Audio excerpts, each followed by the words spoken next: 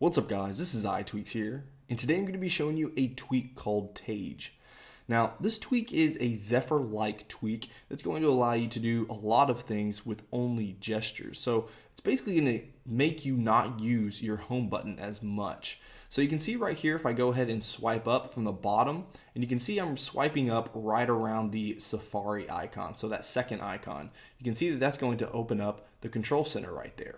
But if I go ahead and open up from the left side right here, you can see that it's actually going to open up a quick switcher, as you can see right there. And it's pretty sensitive. You can see that you can scroll through a lot of applications just by using one swipe across the screen.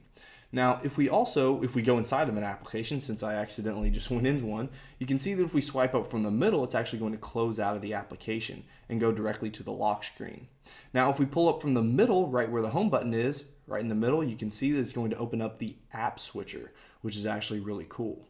Now, again, you can just tap on an application and it's going to open up just like that. And if you want to swipe across, and you can do that just by one swipe, it's going to go to the next application, and you can do that going back as well, as you can see right there. Now, if we go back over here to the settings and we scroll down here to Tage, right down here at the bottom, let's go ahead and open that up. And you can see that I'm using a 3-day trial right now. So you can try this for 3 days. You have full functionality. And then if you want to buy it, then you can do so for $1.99. Now, right up here at the top, you got to make sure that you are enabled. And then right below that, this is where you're going to select the screen area. Now, I'm actually using the default, which I think is really nice. You can see that you can change this up from the left, center, and right. And I'm actually using the center right now. And then right down here, this is where you're going to change how you switch applications. So as I said before, you can just swipe from the right, just like that, or swipe from the left like that, and it's going to switch just by using these gestures. You can change the number of fingers up to 2, as you can see right there. You can also change the sensitivity to from small to tiny, all the way up to gigantic. And then right here, you can change the screen area, so you can use the entire edge, which is what I'm using right now. And you can also disable this on the keyboard, so you can toggle that on right there. Also down here, we have the quick switcher. So obviously, if you want to use the quick switcher, which is just swiping up from the bottom left-hand corner right here and swiping across, you can do so just like that.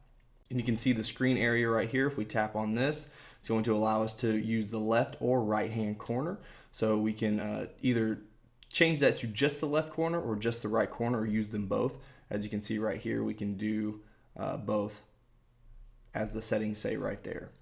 Now, if we scroll down here just a bit, you can see that we can also shift up the selected app. So you'll see, like when I go into the app switcher, it's actually shifting up the application that it's going to switch to, as you can see right there. So you can turn that on or off just right there within that toggle.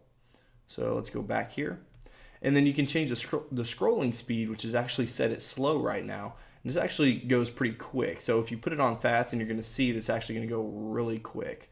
So let's go ahead and swipe up here, and you can see that it actually swipes across quite a bit quicker than it does when it's on slow. It's a little more sensitive too, and it's kind of hard to get to the application that you want. Now, you can also use the quit app delay. So if you turn this on, this is basically going to allow you to hold over an application, and then it's going to close out of that application after the set time you have set right here. So let's just go here to 2 seconds, and we'll go back and we'll go over an application. Let's just close out of the camera app right here. So we'll hold it for 2 seconds, and then it just automatically closes out just like that. So let's go back here to our settings application, and you get that pop-up every single time, which is kind of annoying, but obviously if you purchase it, you're not going to have that issue. Now, also right here, you can lock the device as well. So once you enable that, you can select the gesture, and right now I just have it to top edge swipe left and top edge swipe right. So just for example, we can swipe across just like that, and it's going to lock the device right there. So let's go back into the settings here, and you can obviously change these up right here depending on what gesture you want to use to lock the device. And you can see that you can disable this on the keyboard, kind of like up there as well. And if you want to disable this within applications, then you can do so just by tapping on that and then adding specific applications that you want to disable this in.